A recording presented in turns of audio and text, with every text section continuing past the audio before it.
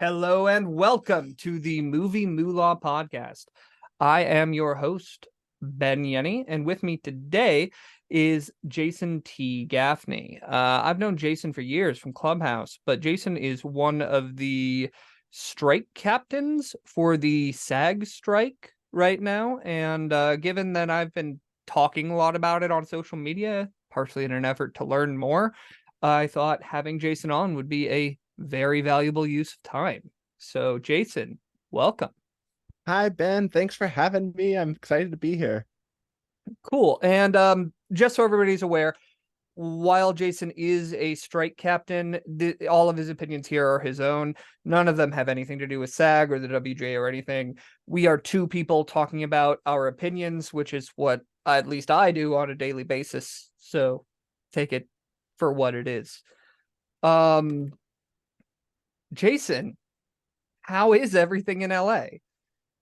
I mean, it's to say that it's going smoothly amidst the chaos. You know what? That's what I'm going to say. It's going smoothly amidst the chaos. Where there's two unions on strike. It's been a while since there have been two unions on strike. I think it was the 60s the last time WGA and SAG-AFTRA were both on strike. And it's really hot. We're having a heat wave right now. So you got to love the fact that it's basically we're on strike and it's 100 degrees. That's not great. I don't know how many people are actually following this closely because like I said, I've been just talking about it on social media and trying to get people's takes. And some of them are really interesting, I'll say, to be kind. Sure. Why is the union striking, in your personal opinion? I mean, there's a whole boatload of reasons. The major ones are AI protections, making sure that the 160,000 members of SAG-AFTRA are protected from AI and being replaced by AI. Specifically the background actors at this point, although the intention is to replace all of us. And I know that WGA has a similar fight with AI right now. We're also fighting for streaming residuals. New media is no longer new media. The companies, they pushed us into streaming.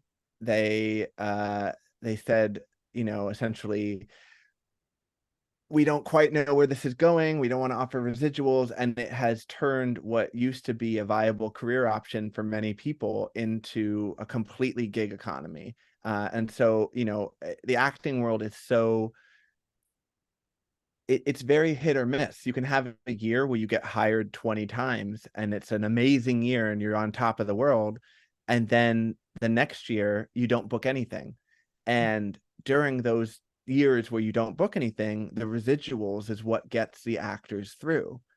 The other thing is that 87% of our union membership doesn't make enough to qualify for health insurance, and the health insurance number that you need to hit is around, I don't know the exact number, it's 26 or 27,000. You have to have earned that much in a year to qualify for health insurance.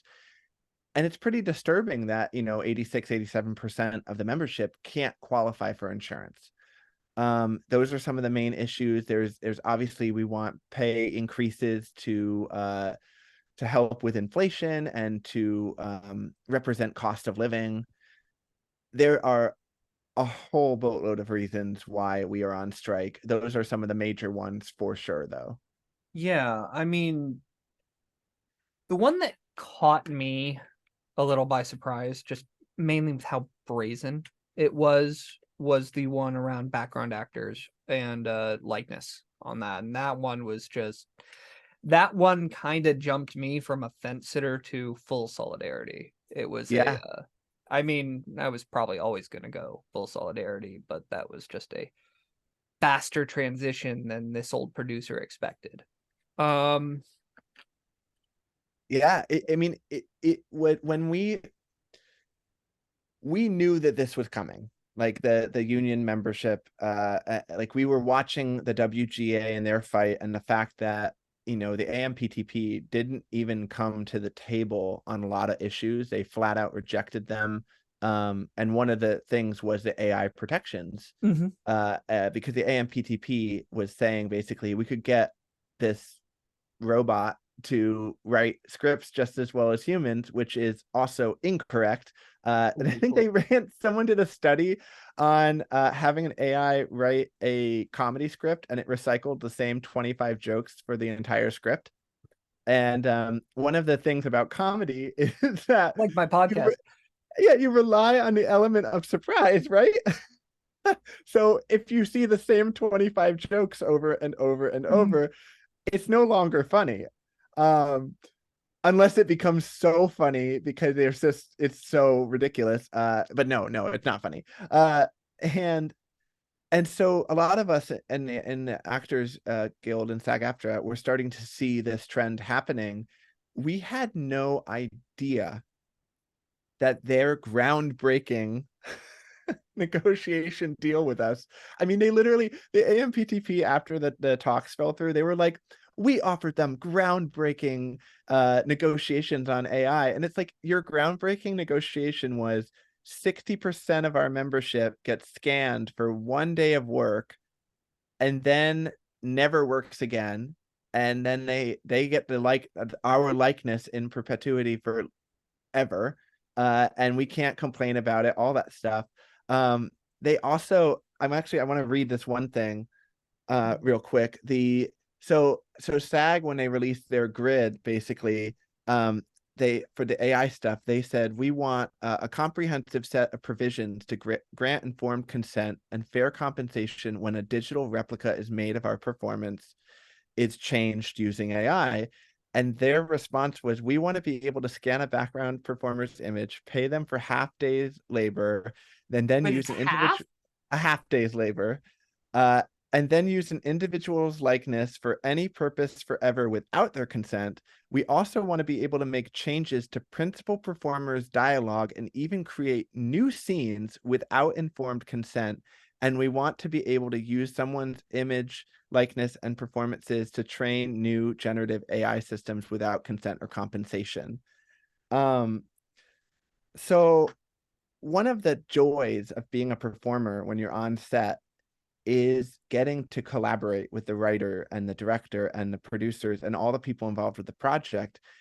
And I can't imagine a world where I would ever want to make a film as a performer or a filmmaker where I basically say to the performer,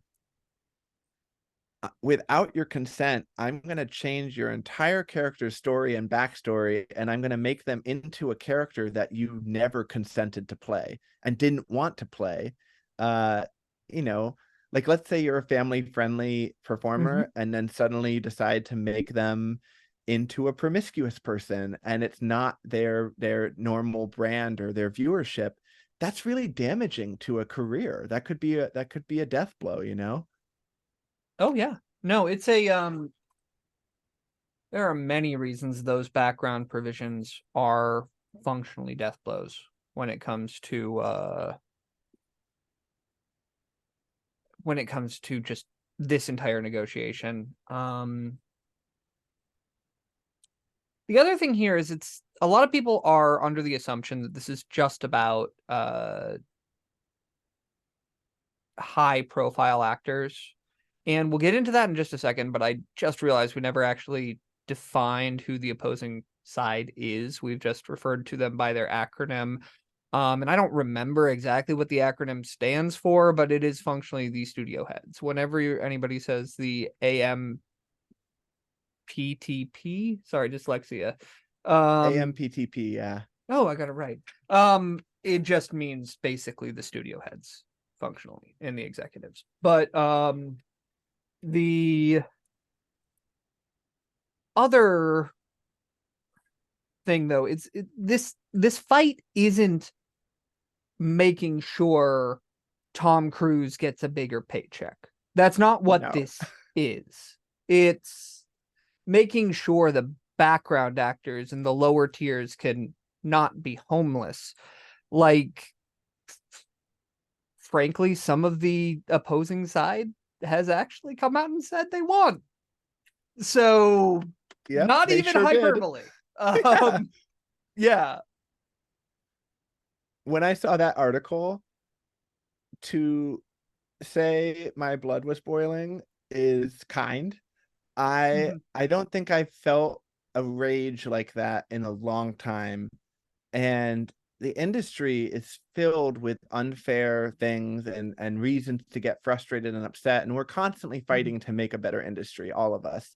And you know, I'm watching a new generation of indie filmmakers coming onto the scene who are making amazing content and are helping to change the industry for the better with hiring more diverse cast and crews, and getting more women involved and more people of color and more LGBTQ plus people and people with disabilities. There's all these great things that are happening, and it is and there's lots of injustices, and so there's plenty of reasons to get frustrated. When they said our goal is to wait them out until they are broke and homeless, it was a whole level of cruelty that we've never experienced before. Like they said the quiet part out loud. Oh, yeah. They've been doing this to us for years, and that's one of the reasons also we're on strike. We're already broken homeless, like, you know, I mean, and not fully broken homeless, but like there's a lot of us who are living paycheck to paycheck, who are not, you know, most of the people my age and under are like, who owns the house? So like you can't make me lose my house if I don't own one. And it's also the disregard, not just for those of us in the unions that they're fighting, but the AMPTP has such little disregard for the you know, the mom and pop businesses, the small Main Street businesses that are here in LA, that have been partnering alongside the industry, who are really struggling, especially post COVID. And you know, they've been claiming that our strike is hurting these people, when in reality, if they replace us with AI, if they remove us from the equation, then those businesses will disappear too. Because if there's no background talent, you don't need people to costume them. If there's no background talent, you don't need people to feed them. If there's no background talent, you need props. You don't need sets built. You don't need any of that. So it's not just we're complaining about wanting some more money. This is more about, we are trying to prevent a new technology from being used in a way that is devastating to our nation and our planet and how we can all survive. And you know, as far as this is just a bunch of rich actors who want more money, only like 1% are making a living wage. You know, the fact that only, what is it, if 87% can't meet the 26 to 27,000 health insurance requirement, then that means only 13% are essentially making it. Is that the right number? That sounds right, but you also have to keep in mind that I think the federal poverty wage, and this is the federal one, not the California or New York one, is like 30,000. So there you go. And so it's like, you know, we're asking for, I believe it's an 11% increase in wages, which would put us on par to help with inflation and stuff. And the AMPTP was like, best I can do is 5. And that would mean that what we would be making in 2023 would be less than in 2020. So we would be taking a deal that is less favorable to us, when the CEOs are taking multi-million-dollar bonuses. And it blows my mind how very much it feels like they're saying, let them eat cake, you know? And it's just kind of like, I don't know if you want to be saying these things, such as we're going to starve them and make them homeless. And have you been keeping up with what's going on at Universal? No, I haven't. This sounds interesting. Okay, so just the other day, it's been on Twitter. There's a thing now called tree law. Basically, at the neutral gate, I believe it was where it was at.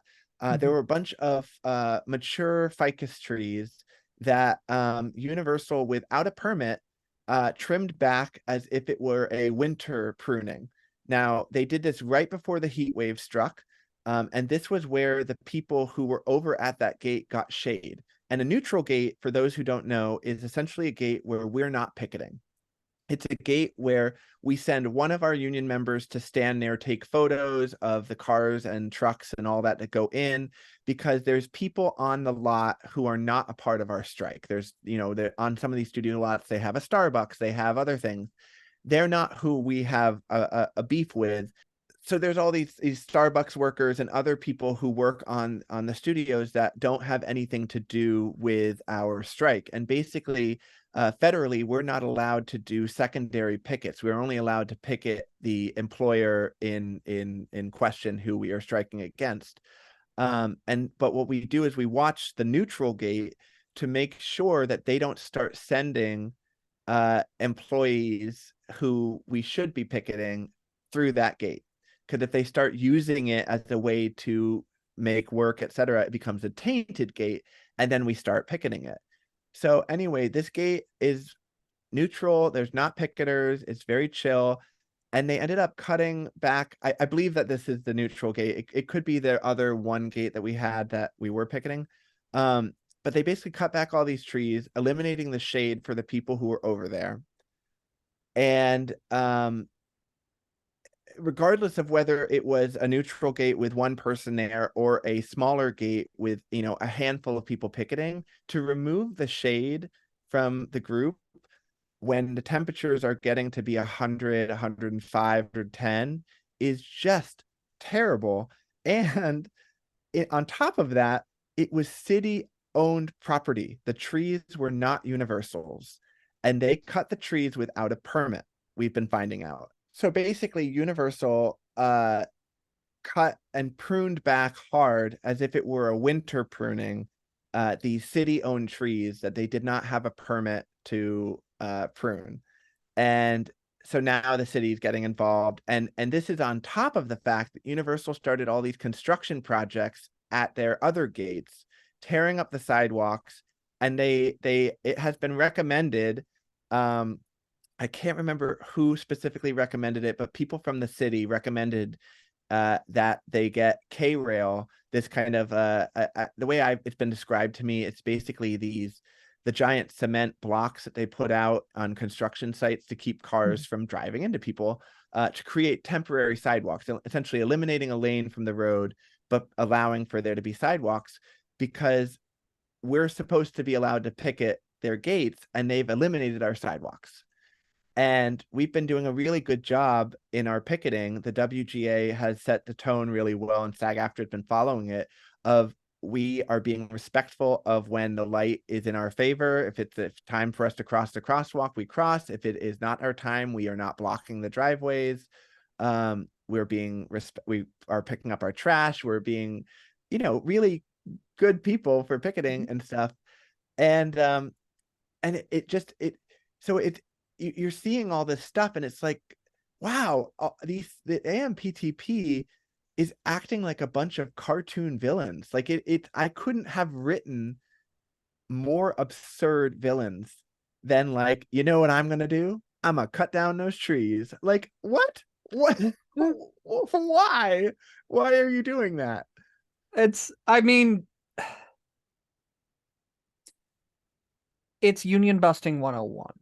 Basically, it's like the people whose name I probably shouldn't call out, who busted unions in New York and other places, have also employed very, very similar tactics in the previous years. The Amazon strikes, as an example, Sure. where there was a lot of really similar stuff going on.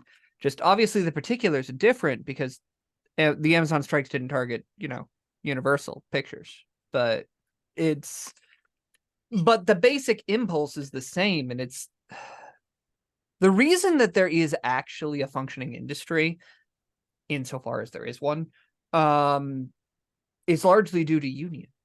I Yeah. mean, it just, the reason that you can make a living wage as a creative in this industry is because of unions.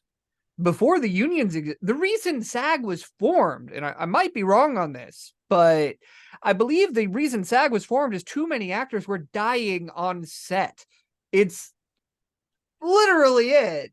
And I believe it. I mean, there are times when I'll read a rule in the SAG books and stuff, and I'll think to myself, wow, I can't believe we needed to put that down. That's just common sense. Like, one of the things that we asked for in our contract negotiations was to update the meal penalties. It hasn't been updated since the 60s, and they just rejected it. And that basically they're saying it's worth it for us to keep the meal penalties as low as they are, because it's worth it to just pay the meal penalty to get the shot. And I have a policy on my set, which is I don't care if the light is changing. I don't care if the day is ending. Like, we are leaving at this time, or we are having our meal at the appropriate meal time, because nobody functions well when they are underfed or they're exhausted. The best shoots that I've been on have been ones where we eat at the right time and we go home at the right time, and people get a 12-hour turnaround and all of these things where you get to have a life. It's not just being on set.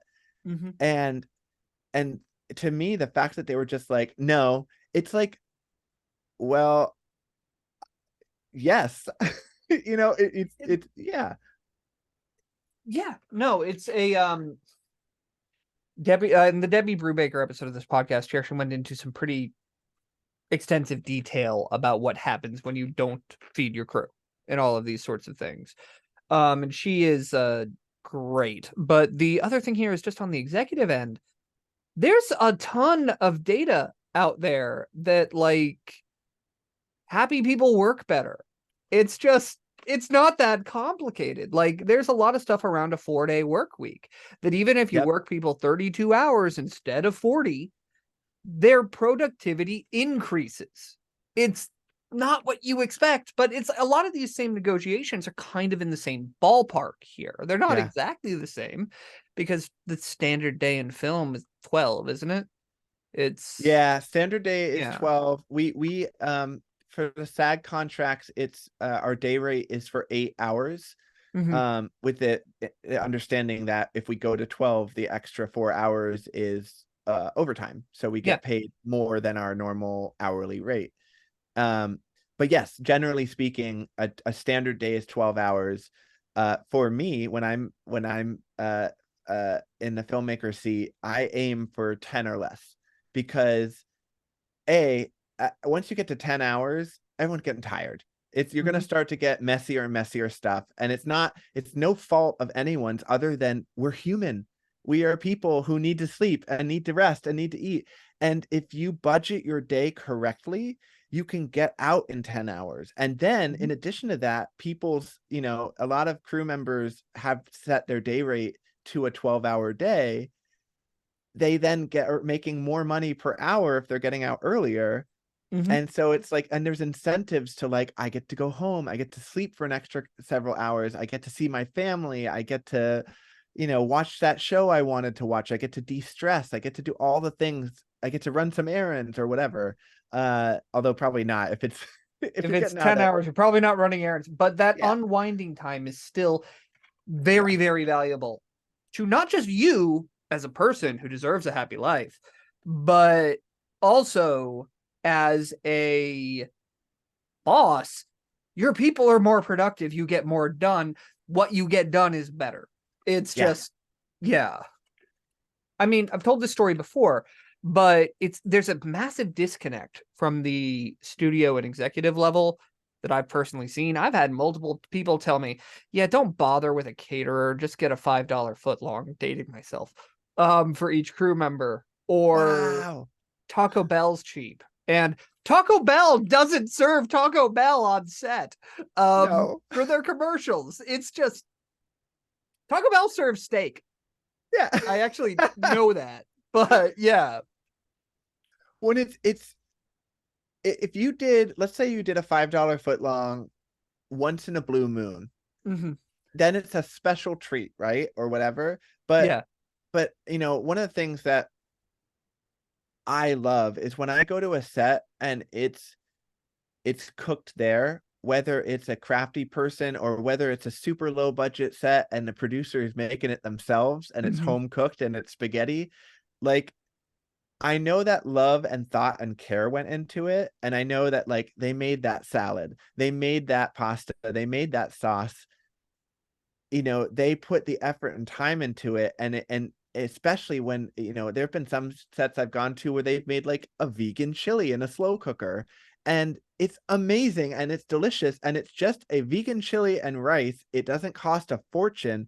And I feel pampered. I feel like they went through that extra thought of like putting together something and putting it in a slow cooker for 8 hours and making it delicious, you know? Mm-hmm. Yeah, no, you're totally right. Like, I mean, crafty is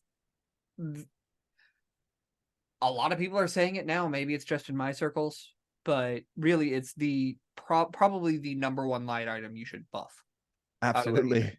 It's just, I once chased a burrito, a breakfast burrito all over Spokane just to eat that effing breakfast burrito while I was on set. I mean, I'm an executive producer, so I'm not necessary.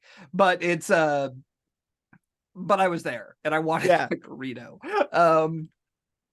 But yeah, it was great. I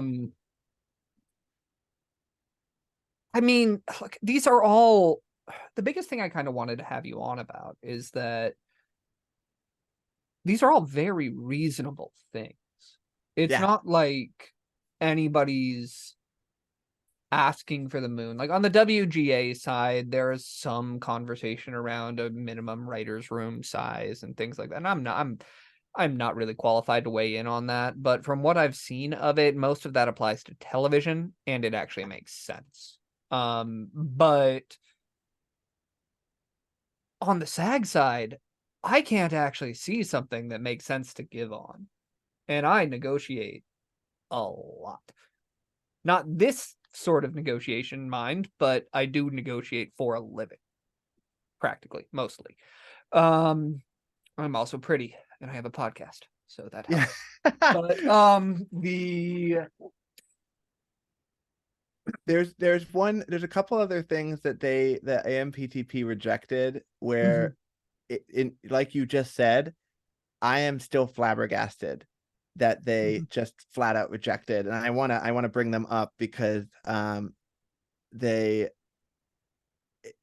one of them, I literally started to cackle when I was reading it and read that it was rejected because it didn't make sense. Let me see, where is it? It has to do with self tapes. There was a bunch of them with self tapes. All right, so with the self tapes, one of the big issues that a lot of actors have been having is turnaround on a self tape, which basically means you get an audition and they tell you we need it by X time, right? So it's and depending on the page count, tends to dictate how much time you get. So I was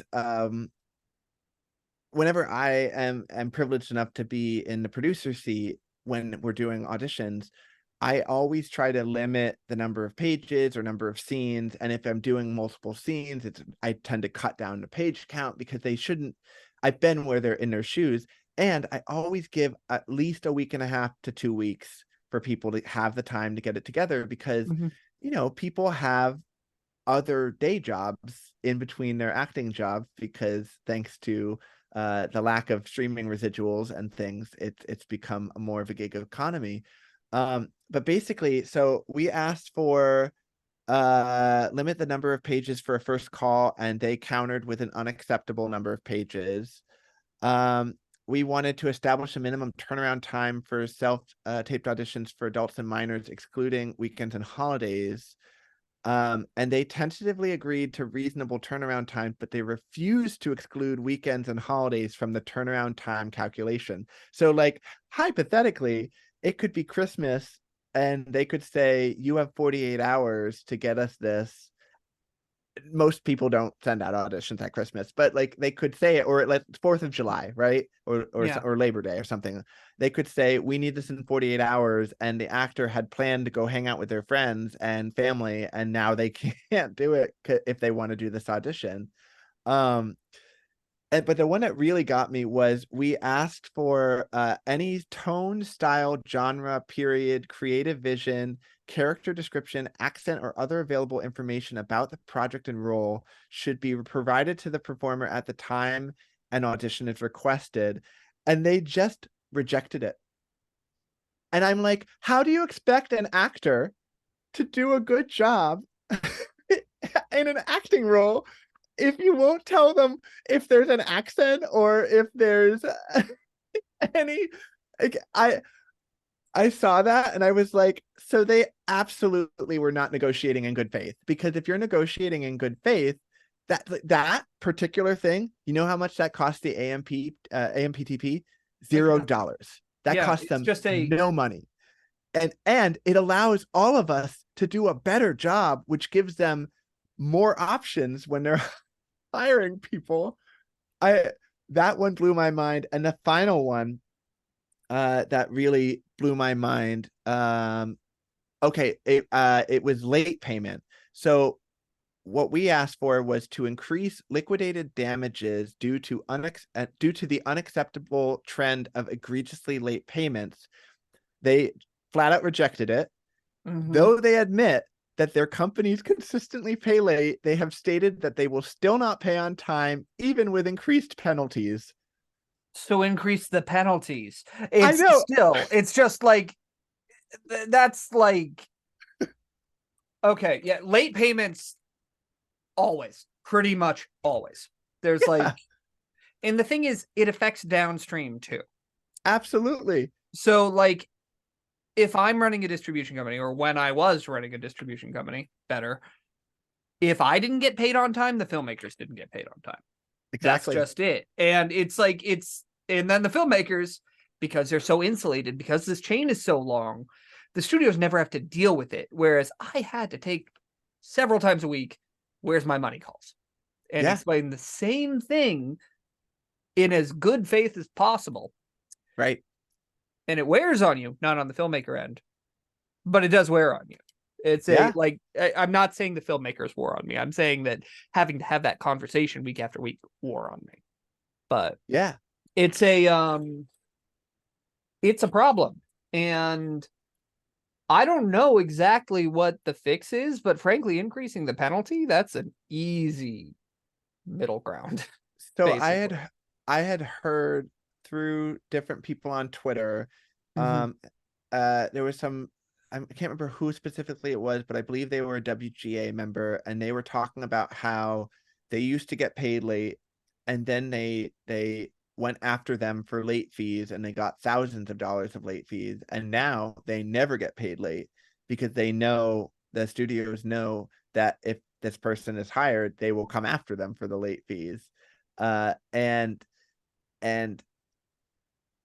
someone else on Twitter also mentioned that one of the reasons that they don't have an incentive to pay on time is because they're collecting interest on that money, and they're trying to hold out until the next quarter of whatever interest. And so basically what needs to happen is the late payment needs to become, the penalties need to become more than the interest that they're getting, so that their incentive to just hold it. Because if let's say their interest, they would get 100, but the late fee is $25, that's still $75 more for them in their interest.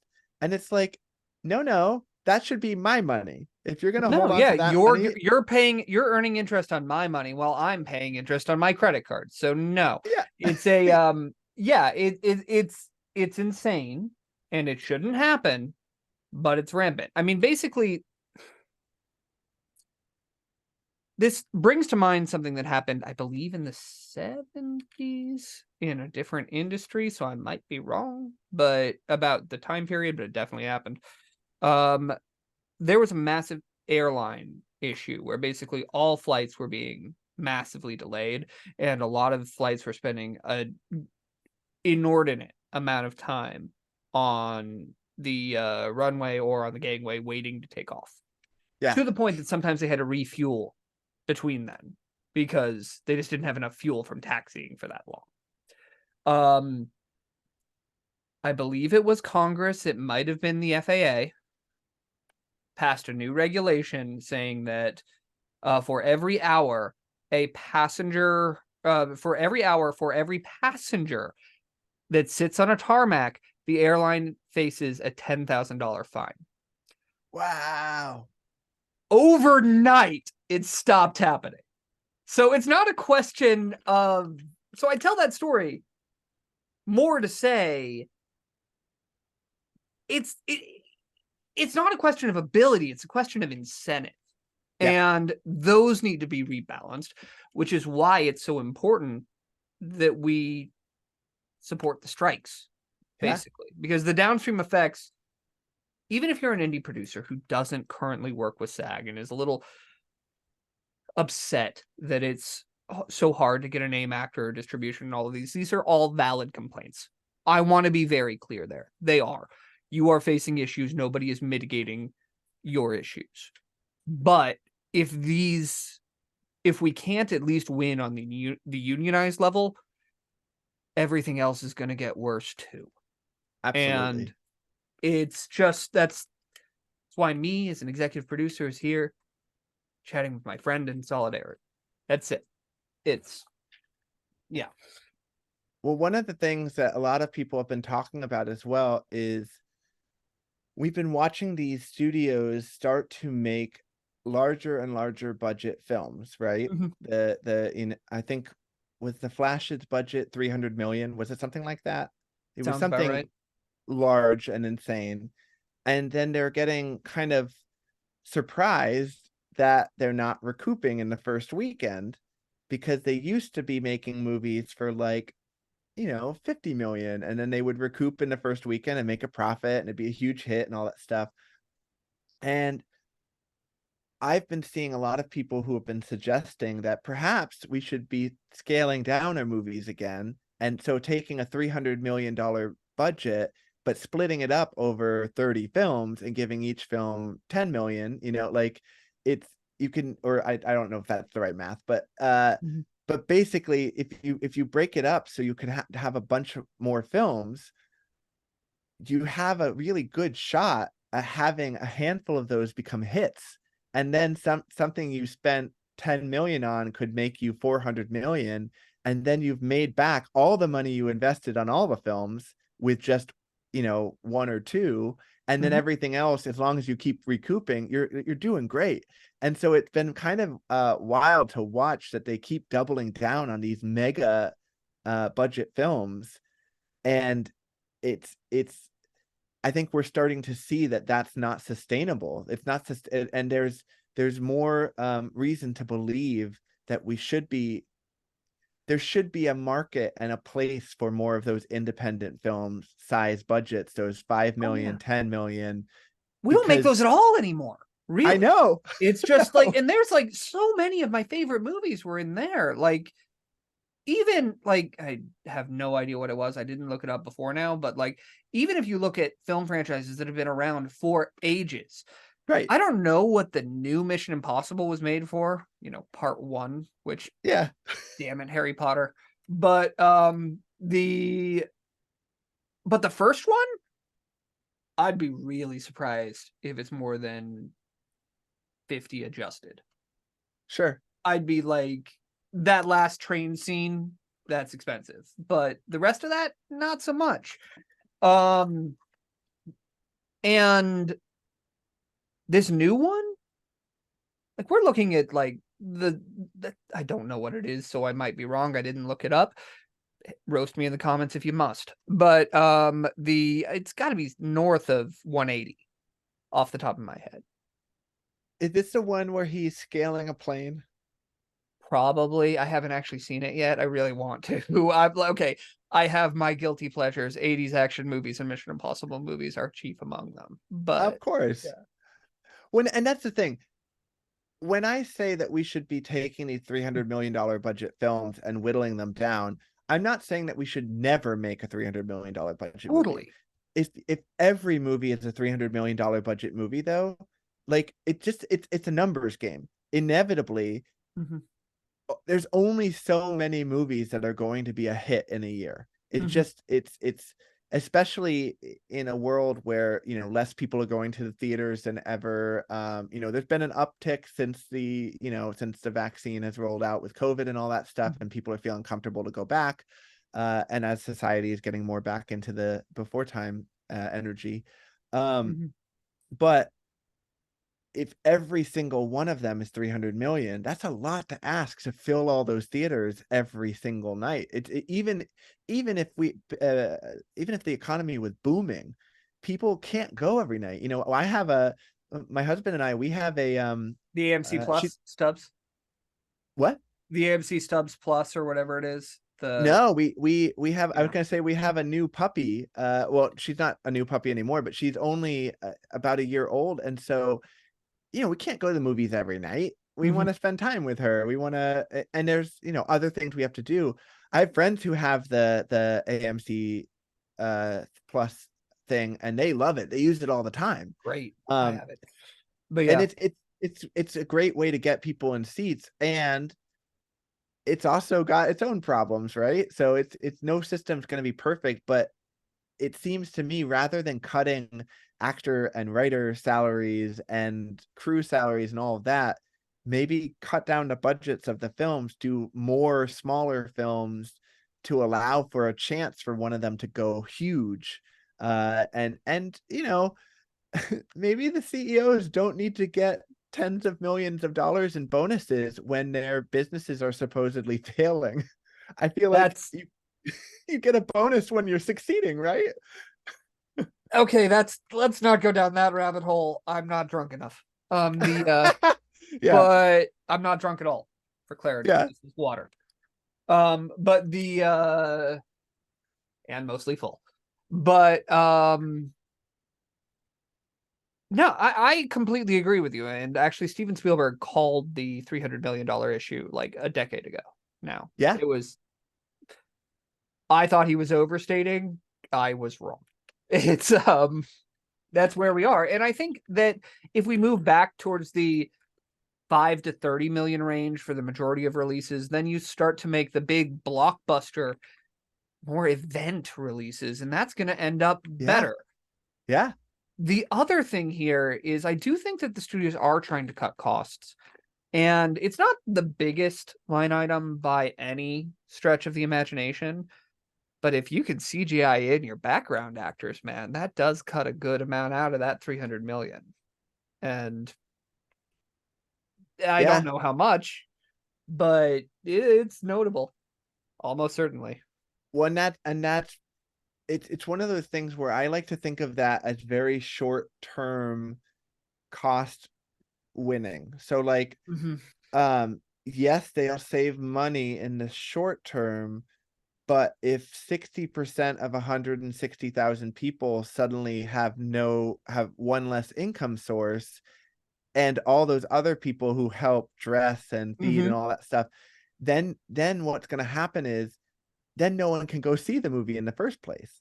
Mm-hmm. So it's you know, whenever I see a scene of, like, let's say there's like 4 million zombies coming at the people, Mm-hmm.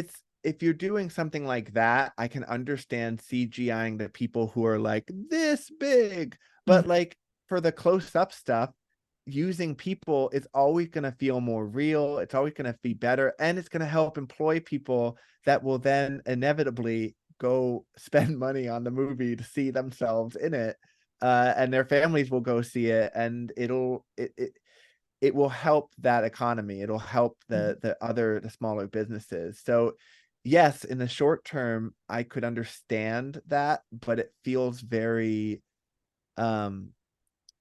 it feels like they're not looking at the long game here. They're not looking at how to, rather Mm-hmm. than trying to fix the model they broke, they're putting it on the rest of us. They're forcing the rest of Mm-hmm. us to foot the bill. And it's like, I didn't break this. Yeah, I You, mean, the entire yeah, incentive structure is broken, really. It's like, and from the CEO's perspective, if you have 2 or 3 bad quarters, you're fired. right. That's just what it is. And that makes thinking long term extraordinarily difficult. Sure. Um, there are, you could raise other points on that. I feel like Quibi's still an easy target and fun. But Quibi, oh boy. um but no, I mean, I just film is the reason film has succeeded to this point is that it has been a hyper affordable means of escape for the Yeah, majority of people, regardless of income level. Like, sure, sometimes you, if you're really poor, you might have to wait for, in the old days, you might have had to wait for it to come on TV. But even when you were really poor, you could probably still rent a movie every once in a while. yeah, It's always been that affordable.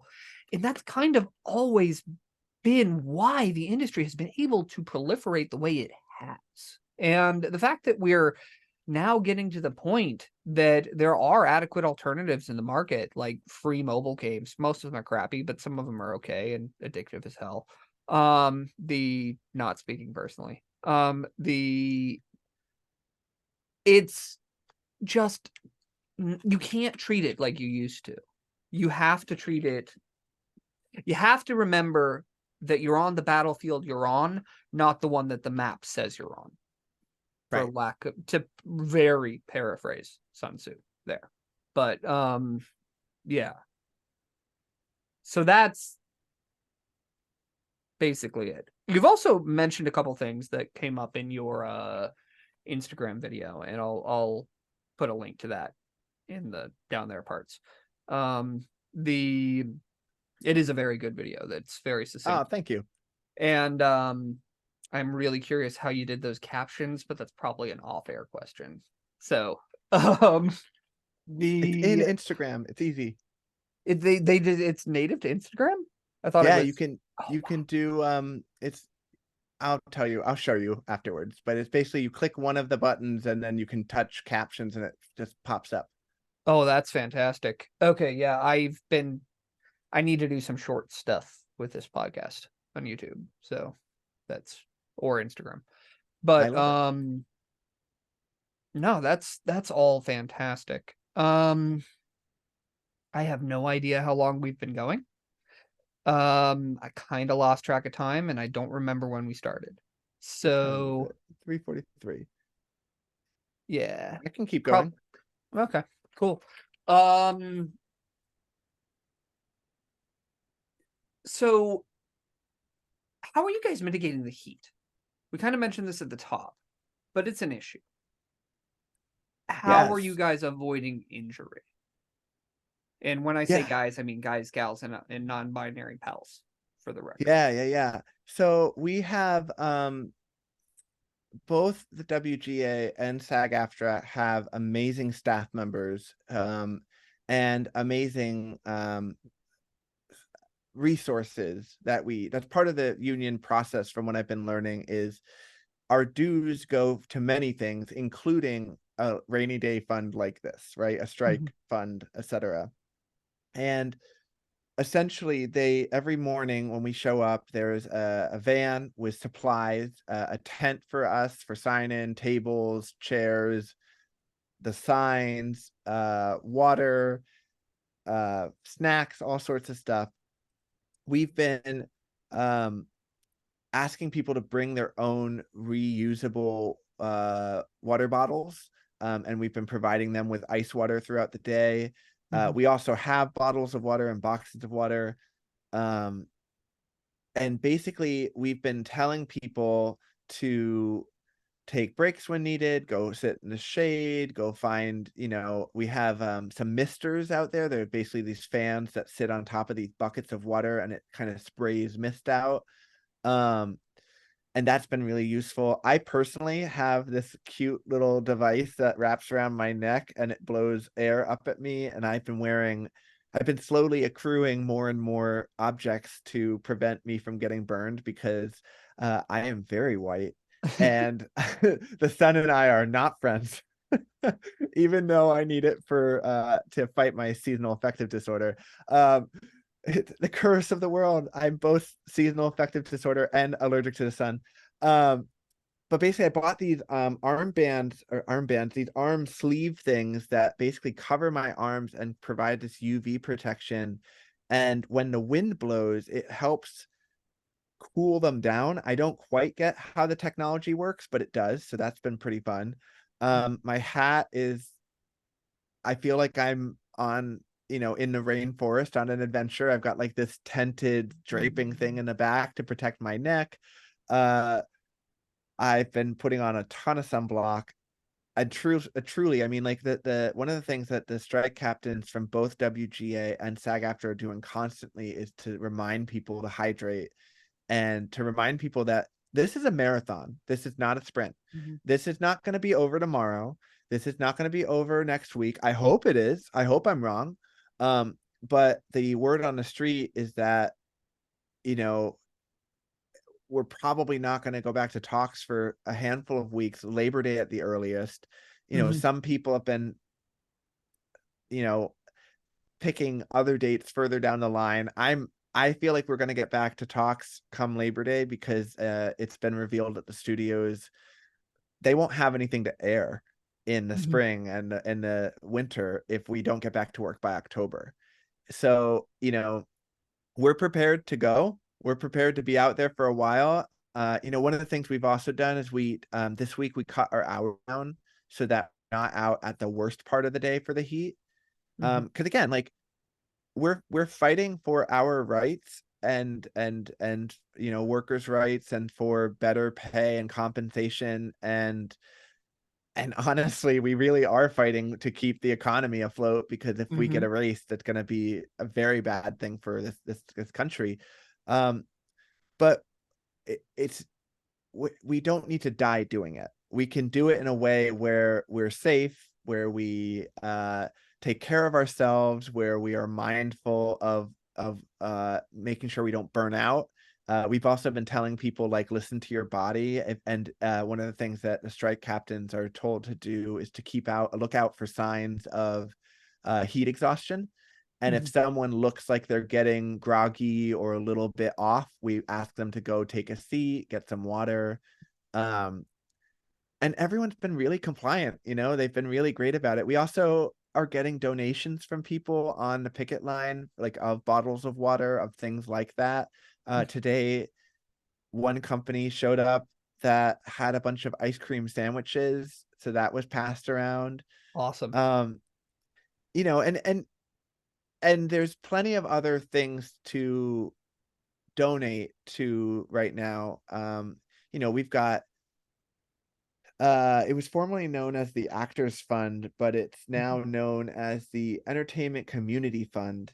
And they do great work in helping people in times like this where they're out of work, helping to pay rent, helping to get groceries, things like that. They help connect people. There's a whole bunch of organizations out there that are doing that. But yeah, I mean, it was a long-winded way of saying we are fighting the heat. We're staying hydrated. We're taking care of each other. And I think it boils down to that. That's why it got so long-winded for me, is that we're taking care of each other. We, as a union, that's part of why we're here. That's part of why we formed a union. It's because we looked around at the people, our colleagues, our friends, our people who become our family, who we work with, who we, making a film is essentially going into battle together. And it's one team against unbelievable odds. The odds that a film gets finished ever is like so small, it's ridiculous. And so that's part of why these unions matter, is that we care so much for each other. We are looking out for each other. So yeah, it's we're staying cool, we're staying safe because we are there for each other and we're looking out for each other. That's great. I mean, it's I'm going to be putting the link to the Entertainment Community Fund down here. Thank you. So if you have any spare, please give it. We as an industry need these strikes to continue. And well, we don't need them to continue, but we need these concessions made. Yeah. And I wouldn't say that if it wasn't I'm most commonly associated with the other side of this, but it's all very, very reasonable in terms Well, of where we and are. what I want to point out that there are a lot of people on the other side of the table who are actively supporting the strikes. Good. And which is great. And it really is. It boils down to the people in the AMPTP who are acting the most unreasonable. And it's disappointing that these millionaires and billionaires are basically asking why we aren't happy with, a piece of stale bread and some, soiled water for our meals and stuff. And they're acting all surprised. But the reality is that there's a lot of great people out there who are producers and stuff and who are working really hard and are supporting us, and we're really grateful for it. And if you are one of those people out there and you're listening and you haven't come out and support yet, it would mean a great deal to all of us to just publicly voice your support, because like at the end of this, we're going to be working with y'all again, and it would be nice to know for us who we should want to work with, because the people who when you're quiet about this type of stuff, it makes us start to suspect maybe you are fine with us being replaced with AI or those types of things. And it's so yeah, so that's a humble ask from us would be for more people to come out in support of it. A ton of people have been, so thank you to that. But if you haven't been sure or worried that you might get yelled at, like, no, you will be welcomed. We will be happy to have you in solidarity and all that. So thank you, Ben, for supporting us. Well, I have this persistent need to be ethical that is Curses. problematic in my position sometimes. But Ethics. it is but jokes aside, I always ask my guests the same 3 questions to close out. I'm gonna give you the I'll give you the first one first, but you can answer it second. Okay. Because sometimes it takes a second to think. So the first one is, what are your top 3 favorite movies as it stands right this second now? They can change in 10 minutes, by the way. It's not really that, but just vibes right now. So, interestingly enough, I don't know if I'm technically allowed to name the movies because I of the forgot that strike, part. but Yeah, I can tell you my 3 favorite genres. there we go. So just so people understand out there, right now a lot of actors and writers are unable to promote their work that they've loved to work on, or any works that they've fallen in love with as a part of our strike. And it's very painful for all of us because we love to give shout outs to good work and great stuff out there. So once the strike is over, I promise I will post my 3 favorite movies. But until then, I'm going to say that my favorite genre is comedy right out the gate. My second favorite genre is romantic comedy, because I love a good romance. And then my third is, interestingly enough, I love a thriller. I love a movie with, spies and stuff like that. I'm like, I love, and I'll give a bonus one, a cozy mystery. I love to try to put together a puzzle before the movie or show is over. It's so much fun for me to do that. Yeah, and there aren't enough good ones out there anymore, which is, again, I'm not a guild member, so I can say, which is part of why I like Mission Impossible still. But Absolutely. So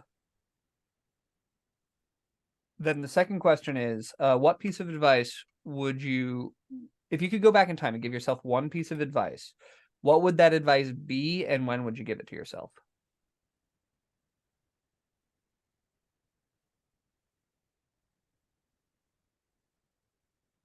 If I could go back and give myself a piece of advice, it would be right as I was going to college for musical theater. Mhm. And I would say to myself, I know that you love doing musical theater, and I know that you're really good at it. You have a freakishly young face, and it is going to be impossible as a 6'1" person with a baby face to get cast in the ensemble anywhere. Even though you're really good, dive into film right away. I wish I would have spent a few more. I wish I would have not waited the extra years that I did to get into film, because the film industry has been so warm and open to my weird 6'1" tall baby faceness. So that would be the advice I would give. We've never met in person. I did not know you were 6'1". I know, right? I like to surprise people with that. Yeah. There have been a few times that I've met people at markets or whatever, and then I'm like, oh, that's not what I expected. But yeah, so that's fantastic. And then lastly, where can people find you? What are you looking for? I like that question. I don't know why other people have been mean about that. So people can find me on Instagram, Twitter, and Facebook. My hashtag is my hashtag. I don't have a hashtag. I'm not that cool. My Instagram and Twitter handle are at Jason T Gaffney. That's T as in toy, and then GA, F as in Frank, F as in Frank, NEY. And then you can also find me on Facebook, same Jason T Gaffney. I just don't think we have the little at in front of it. But yeah, those are the best places to find me. I also have a website, I think, still, jasontgaffney.com. So another place you can find me. Cool. And to be clear, the other people who are saying don't do that, just they're saying add a third question and do that as an outro. But it's yeah, that was the only thing. I couldn't tell you that in the pre-roll because it would have spoiled it. I But know. I yeah. like the question. What was it? Wait, there was an additional part beyond what. Where can they find you? What was the? Oh, what are you looking for? And what am I looking for? I am looking for. I am looking for more kind and compassionate people in this world to stand up and to try to help and make this world a better place in all aspects, but especially in the film world. There's a ton of us who are wonderful, kind, compassionate, caring humans, and too many of us, I think, are afraid of taking leadership positions when they are more than qualified for it. So this is my invitation to invite people into leadership roles who may doubt themselves because they are more than needed. That's a wonderful place to leave it. So, Jason, thank you so much for coming on. I'm very glad you could lend some insight to this highly atypical situation. And Thank you. Stay Thank safe you for having me. Happy to anytime. Stay safe, stay cool, and in lieu of my standard pitches, just go to the Entertainment Community Fund. I'll drop a link in the description. Thank you so much for listening. See you next week.